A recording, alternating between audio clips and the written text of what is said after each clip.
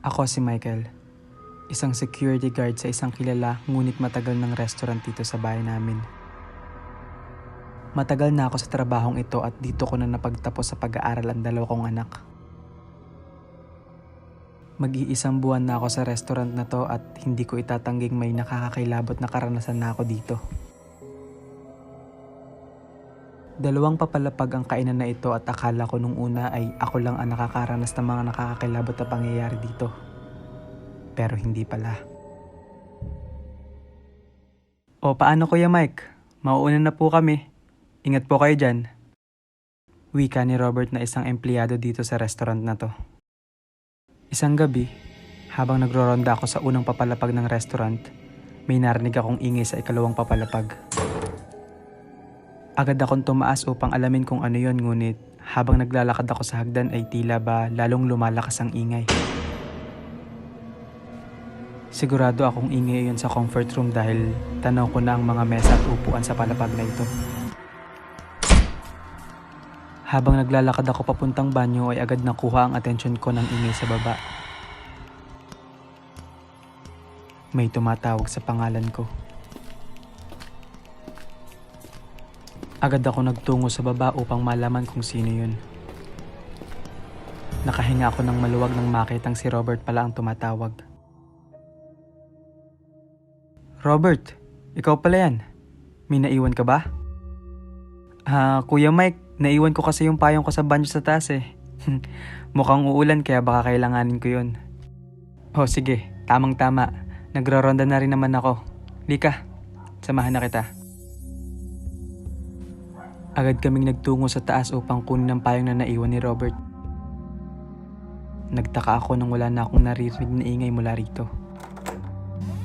Pagkapasok ni Robert sa banyo ay sinundan ko ito at nakita kong nakabukas pala yung maliit na bintana rito.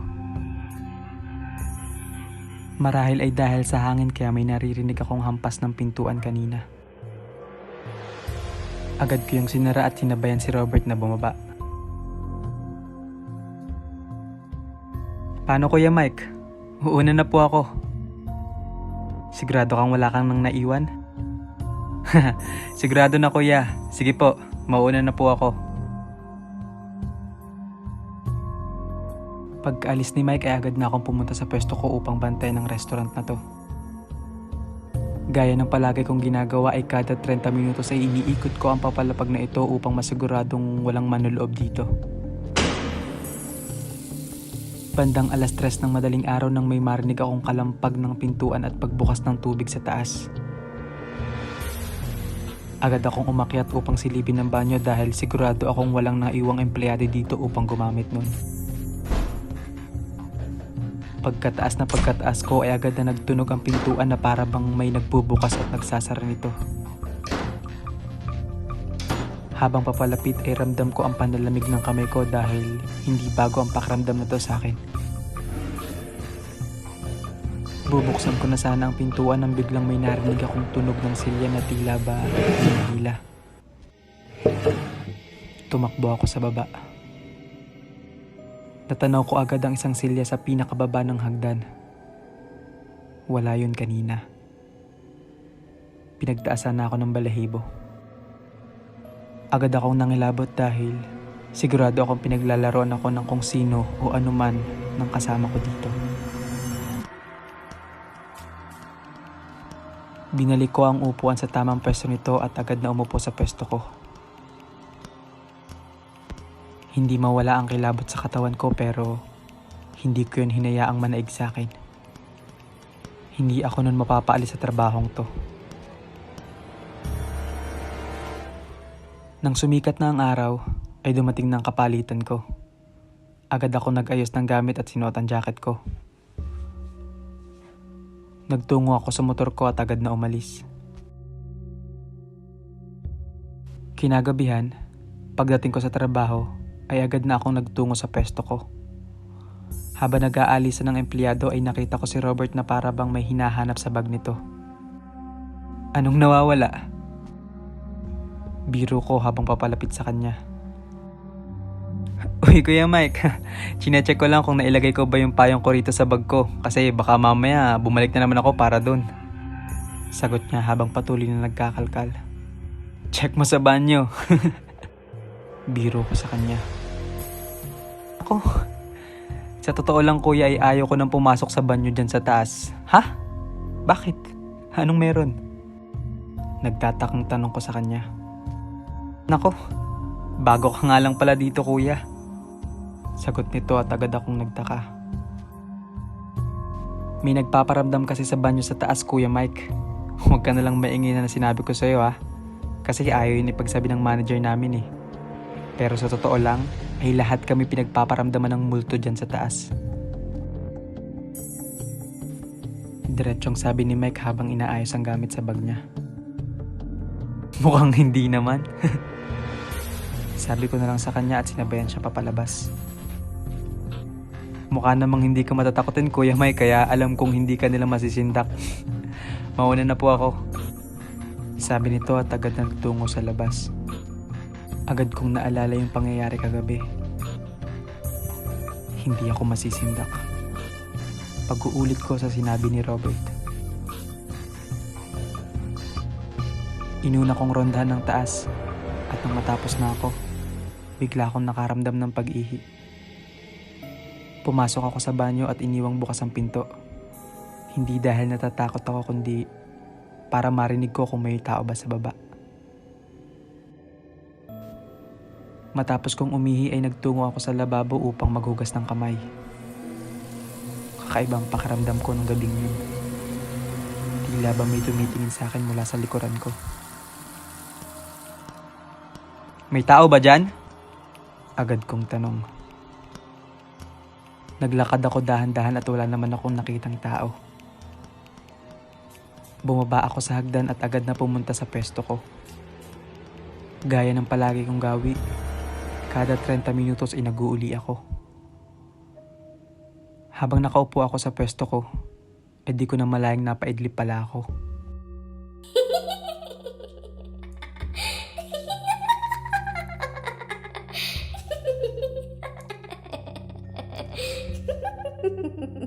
Agad akong naalipungatan nang may marinig akong batang tumatawa.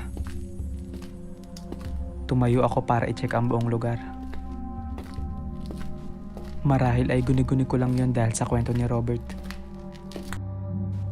Pagdating ko sa ikalawang papalapag, ay narinig ko ang lagaslas ng tubig sa banyo. Agad ko yung pinuntahan at pinatay. Batid ko na kung anong meron dito sa banyong ito. Marahil ito ang dahilan kung bakit walang tumatagal na sekyo dito. Agad akong bumaba at nagtungo sa pesto ko. Bago pa man dumating ang kapalitan ko, ay nagulat ako nang makita ko si Robert sa di kalayuan. Papalapit ito sa akin at naka-uniforme na. Napaaga at pasok natin. Inagahan ko po sadya Kuya Mike. Bakit? Maaga ka bang uuwi? Matagal pang oras ng opening nyo ah. Kayo po ang sinadya ko rito kuya. Bakit? May nagawa ba akong kasalanan sa'yo? Sigurado ako nagpaparamdam na siya sa'yo. Naupo kami sa isang tabi at agad itong nagkwento. Felicity po ang tawag namin sa kanya. Kahit araw ay nagpaparamdam siya. Lalo na sa mga empleyado dito. Madalas din siya magparamdam sa mga kumakain dito kapag ginagamit nila yung CR sa taas. Sinarado na namin dati yung CR sa taas at sinabing out of order yun pero mas mukhang kailangang isarado yung nasa baba. Dahil yun ang palaging sira. Opo kuya. Di ko alam kung bakit pero sa palagay namin sinasadya yun ni Felicity. Kailan pa siya nagparamdam? Dumating ako rito kuya ay kwento na yun dito. Hindi ako naniniwala nung una hanggang sa palagi ko na siyang nararamdaman at nasanay na lang ako. Walang tumatagal na security guard dito dahil sa kanya kasi palagi niya pinaglalaro ng mga ito. Tama ka. Nagparamdam na rin po siya sa inyo? Unang linggo pa lang ako rito, nagpakilala na agad siya sa akin. Mag-iingat ka kuya. Balita ko hindi lang siya basta nagpaparamdam. Di na natuloy ni Robert ang sasabihin niya nang biglang dumating yung kapalitan ko at nilapitan kami. Agad na tumayo si Robert at nagpaalam na mauunan na siya. Agad ako nag-ayos at gumayak para makaalis. Kinagabihan, habang nagsisilabasan ng mga empleyado ay narinig ko ang mga usapan nila. Patindi ng patindi yung pagpaparamdam ni Felicity, no? Nakakatakot. Wika ng isang babaeng empleyado. Di ko na lang yun pinansin at agad na naglibot matapos nilang makalabas. Nagtungo ako sa banyo sa taas upang patay ng ilaw at tubig na muli na namang nabuhay nung nasa taas na ako. Dahil sa nasasanay na ako sa ginagawang yun ng tinatawag nilang Felicity, hindi na ako nakakaramdam ng kaba. Lalabas na sana ako nang biglang sumarado ang pinto. Napatigil ako sa kinatatayuan ko dahil muntik na akong maipit nun. Hinawakan ko ang doorknob pero hindi ko yun mapihit. Hindi ko mabuksan ang pinto. Felicity, matanda na ako para makipaglaro. Kinilabutan ako nang marinig ko ang isang pamilyar na tawa. Nagbukas ng kanya ang tubig at agad akong napatingin dito. Nakarinig ako ng yabag ng paa sa loob ng isang cubicle. Pinatay ko ang tubig at sinubukang buksan ang pinto at nabuksan ko naman yun. Agad akong nagtungo sa baba at naupo sa pwesto ko. Hindi ako mapipigil sa pagtatrabaho ng isang multo lang. Wika ako sa sarili ko. Ginawa ko ng maayos ang trabaho ko at hindi pinansin si Felicity. Mabilis na lumipas ang magdamag at natapos ang duty ko. Dumating ang kapalitan ko at agad na akong umuwi upang makapagpahinga. Kinagabihan, habang nagro-ronda ay muli na namang nabuhay ang tubig sa banyo ng ikalawang papalapag. Nagdalawang isip ako kung papatayin ko ba yun o hahayaan na lang. Nang mapagpasyahan kong wag na lang pansinin at bumaba na lang, biglang bumukas ng kusa ang pinto sa banyo. Lumapit ako. Pero di ako pumasok. Nakatitig lang ako sa loob ng banyo. Napaatsas ako nang biglang magbukas-sara ang mga pinto ng mga cubicle.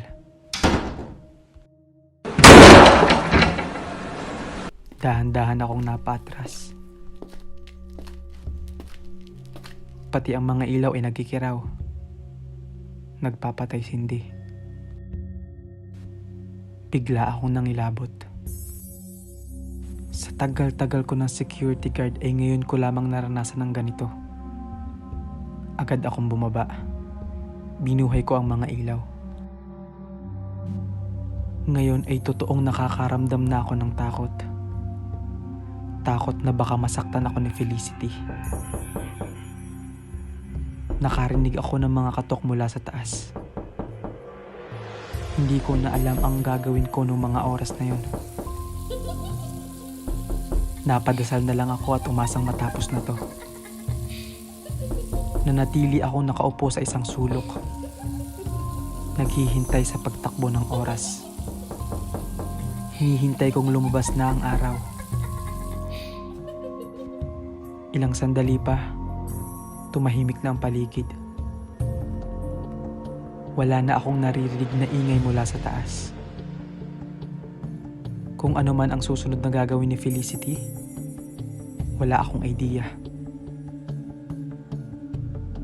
Nang magliwanag at dumating ang kapalitan ko ay mabilis kong nilisan ang lugar. Ayaw ko nang bumalik pa rito. Nang makauwi ay agad kong sinabi sa asawa ko ang mga nangyari. Hindi lamang kagabi, kundi pati na rin ang mga naglipas na araw na nagparamdam sa akin si Felicity.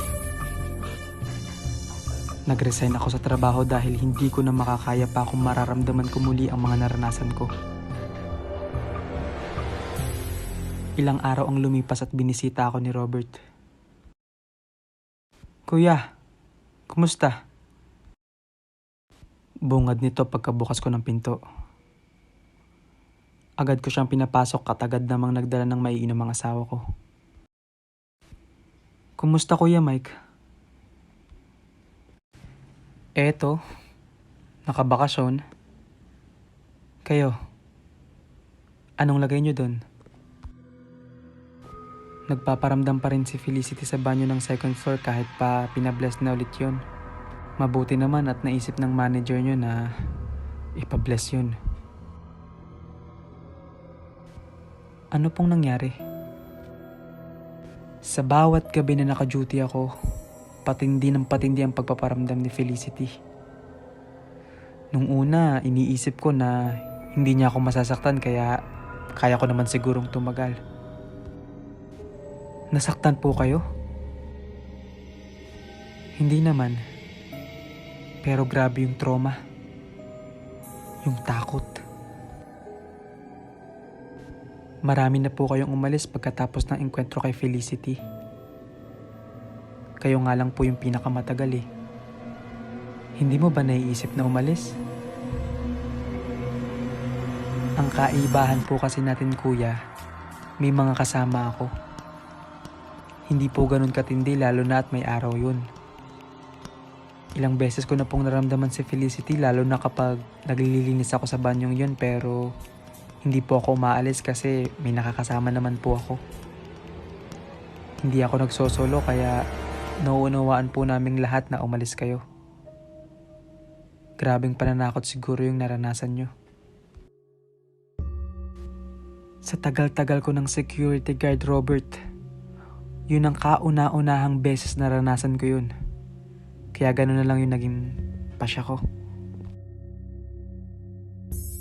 Matapos namin mag-usap ay umalis na rin agad si Robert dahil may lakad pa raw ito at napadaan lang upang mangamusta.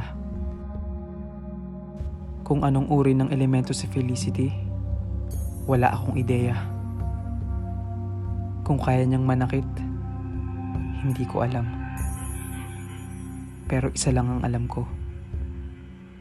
Mahirap makalimutan ang nakakakilabot na karanasan kong yun bilang isang security guard.